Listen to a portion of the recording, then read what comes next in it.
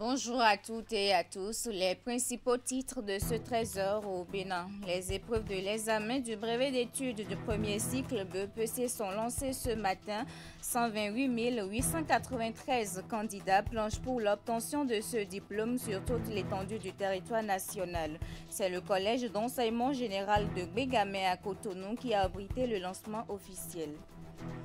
Les conducteurs de taxi moto savent davantage sur le contenu du code électoral en République du Bénin. Le ministre conseiller à la justice et aux relations extérieures, Gilbert Déhou, est allé expliquer à cette frange de la population les enjeux du code électoral et clarifier la position du Bénin sur le plan diplomatique.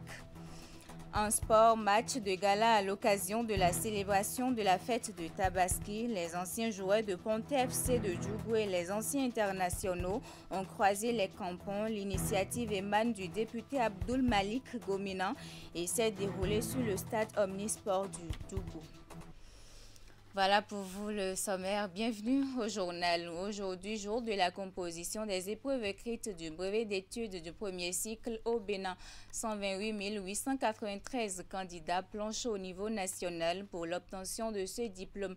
L'examen a été lancé sur toute l'étendue du territoire national à partir du collège d'enseignement général de Bégamin, choisi cette année comme le centre de lancement officiel du BEPC. Virgile Arodéon. Sur le balcon de ce bâtiment, les premiers à effectuer tôt ce matin le déplacement du CG Bégamin. Dans la cour, certains candidats décontractés et confiants peuvent s'offrir quelques bouchées de sandwich avant d'aller en salle.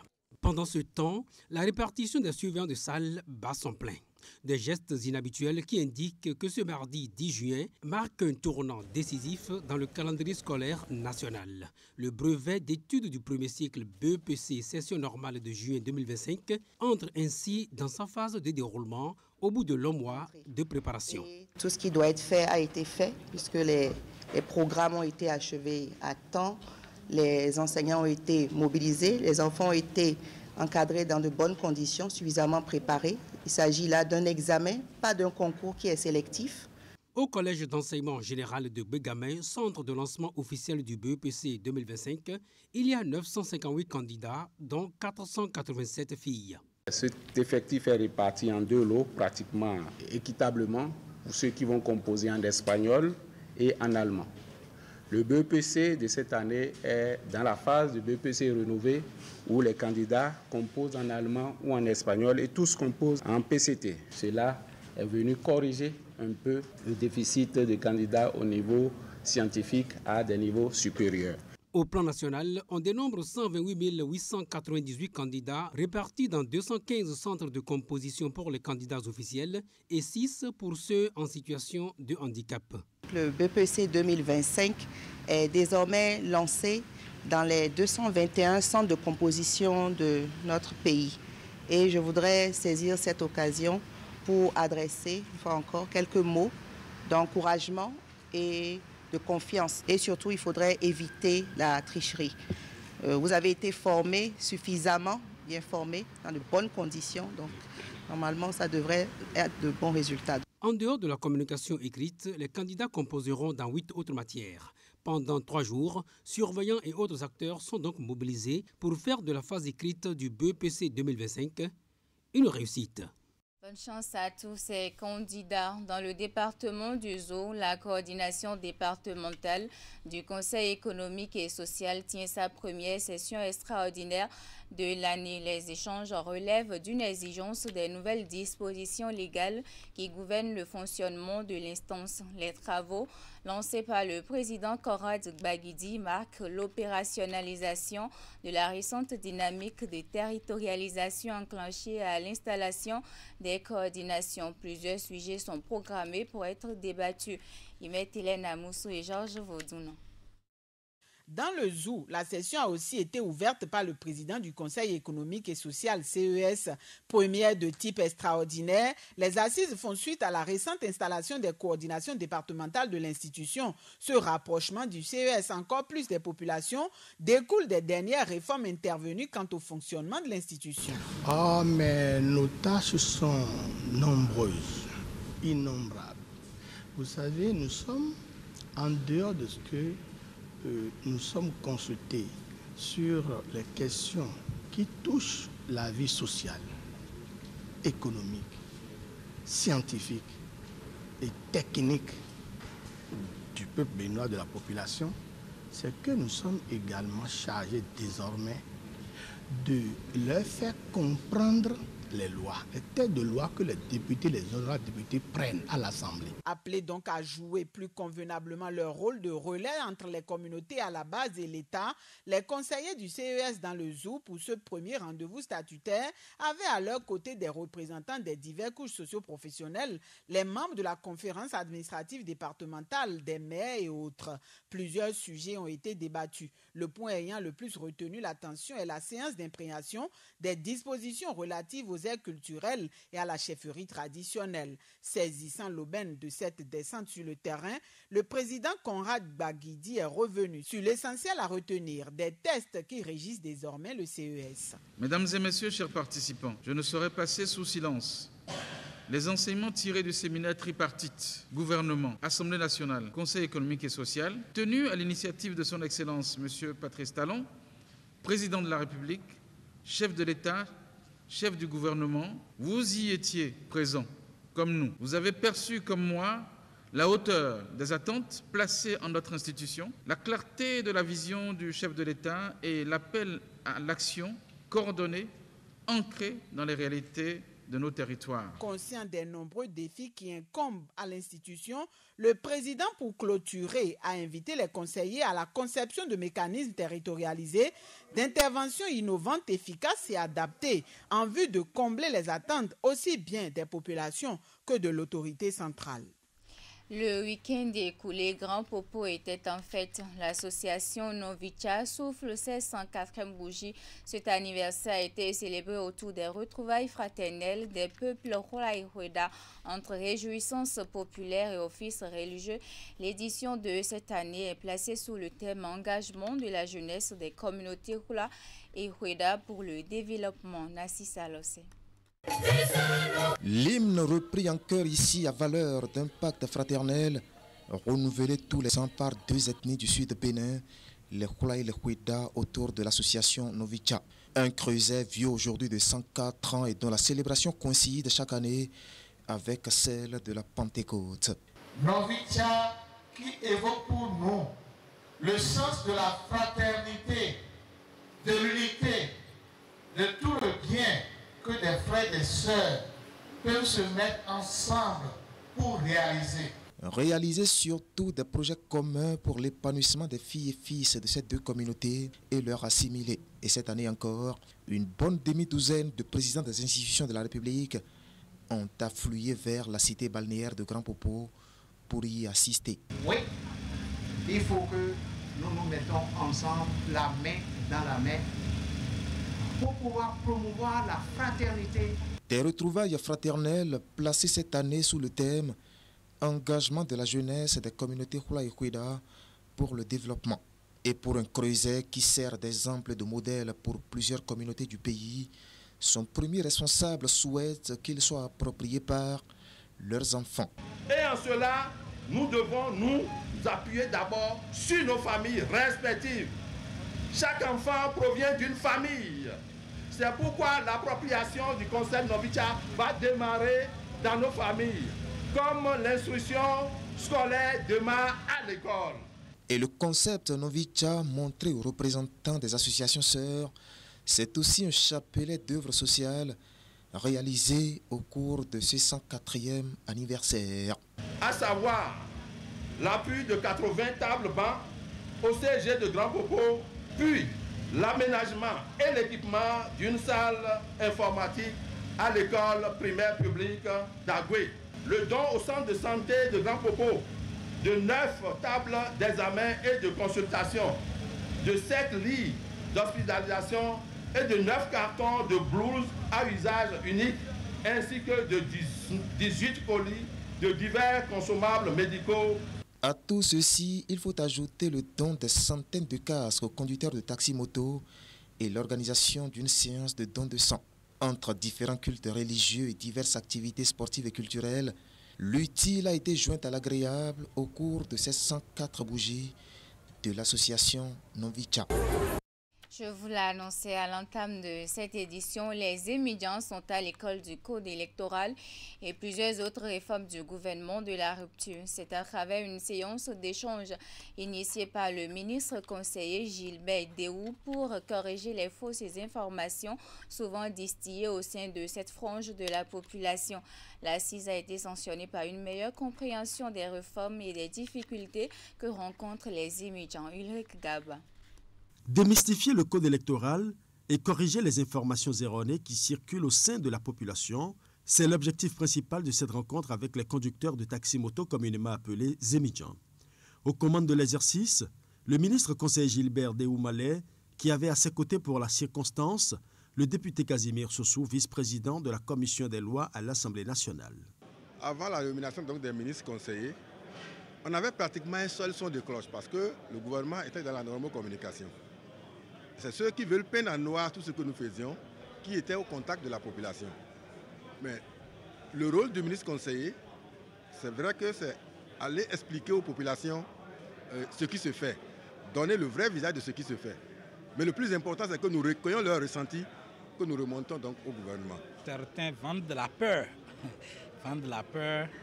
à partir du code électoral. Nous savons que si les citoyens comprennent le fond du code, la vision, la cohérence de cette vision, plus personne ne viendra leur vendre la peur. Les étudiants, acteurs clés de la mobilité urbaine et souvent au contact direct des populations, ont pu poser diverses questions d'intérêt commun, notamment sur les rumeurs autour du code électoral, fréquemment qualifiées d'exclusifs et de chrysogènes. Nous étions un peu dans le noir, ça il faut l'avouer, par rapport à certains sujets sensibles. Et vous savez, l'être humain a cette faiblesse de faire des analyses sous le coup de l'émotion. Donc, surtout concernant le sujet du code électoral. La particularité est que la séance s'est déroulée en langue, en fond, ce qui a permis à tous les participants de comprendre de fond en comble tous les points que les gens critiquent au niveau de ce code électoral. Les élus ont compris, et comme c'est des vecteurs de communication, ils vont faire passer le message. Les discussions menées en langue locale fond, avec la participation d'un politologue, ont mis en exergue l'importance d'un dialogue direct entre les autorités et les citoyens pour lutter contre la désinformation et renforcer la confiance mutuelle. Intéressons-nous à présent à la conférence internationale Global Social du samedi dernier au Palais des Congrès de Cotonou. C'est un rendez-vous de croissance personnelle et spirituelle initié par le pasteur Paul Agué du Bénin et co-conduit par le pasteur Sam Adeyemi des États-Unis. La rencontre a permis d'outiller les participants sur les astuces clés pour atteindre le succès global. Hugues Vigbe et Jocelyn Barriga. Vous allez aussi commencer à avoir des relations... L'espace d'une demi-journée, cette salle du Palais des Congrès de Cotonou est transformée en carrefour du succès global. Chefs d'entreprise, salariés, étudiants, cet événement majeur a rassemblé des chrétiens de toutes couleurs. C'est une conférence dont l'objectif est d'aider les chrétiens, ou tout le monde, tous ceux qui aspirent au succès, à la réussite, à trouver le chemin qui mène au succès. Donc notre but est d'aider les gens, ceux qui aspirent à la réussite, à accéder à la réussite de manière assurée. Et pour que cet objectif soit atteint, 3 communications sont déroulées par le président de la conférence et son invité de marque, le pasteur Sam Adeyemi, venu tout droit des États-Unis. À grand renfort de témoignages et de passages bibliques, ces hommes de Dieu ont dévoilé à leur auditoire les outils clés du succès, dont le mentorat, la foi, la lecture, le leadership, l'épargne et l'œuvre spirituelle. C'est très bon. Nous avons écouté beaucoup de principes qui vraiment émerveillent. Mais qu'est-ce que nous allons faire de ça? C'est l'après-conférence qui est déterminant pour que nous puissions avoir les résultats. Ces principes obtiennent toujours des résultats. Ce sont des principes qui ne font pas de discrimination, qui n'ont pas d'acception de personne et qui donnent toujours une prévision du résultat. Si je laisse tomber mon téléphone 10 000 fois, il arrivera au sol 10 000 fois.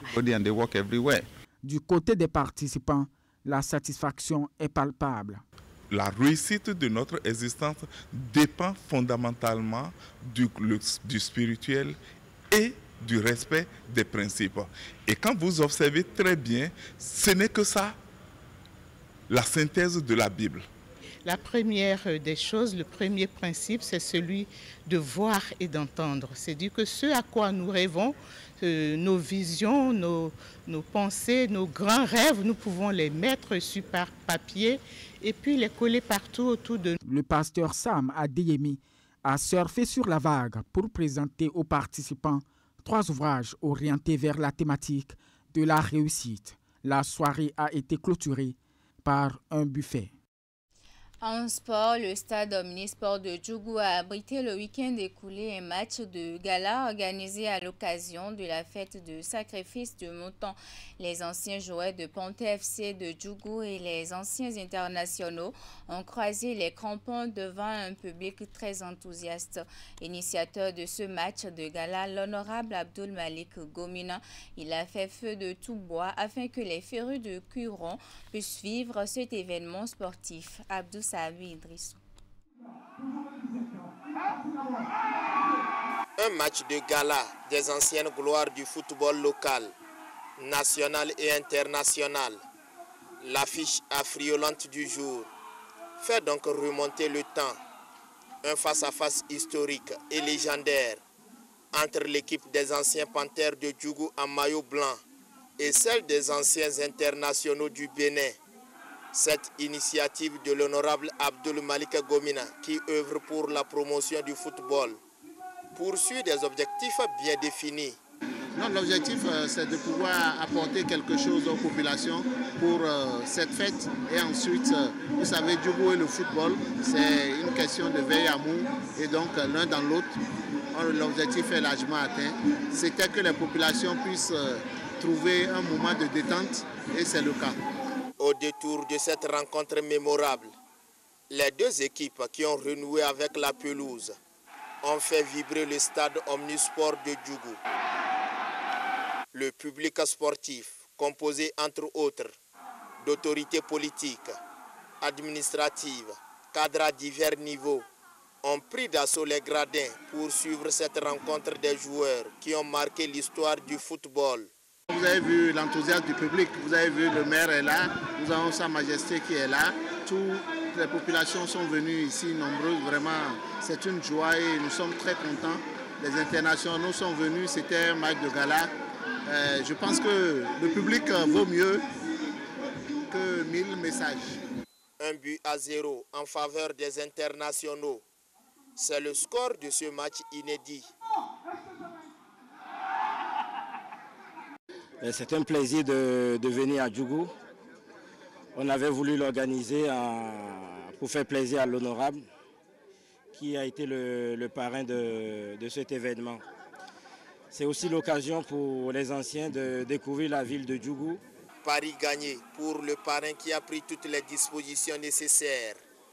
Force de l'ordre, sapeurs-pompiers et journalistes commentateurs. Grâce à l'honorable Gomina Malik, tous étaient mobilisés pour la réussite de cet événement sportif.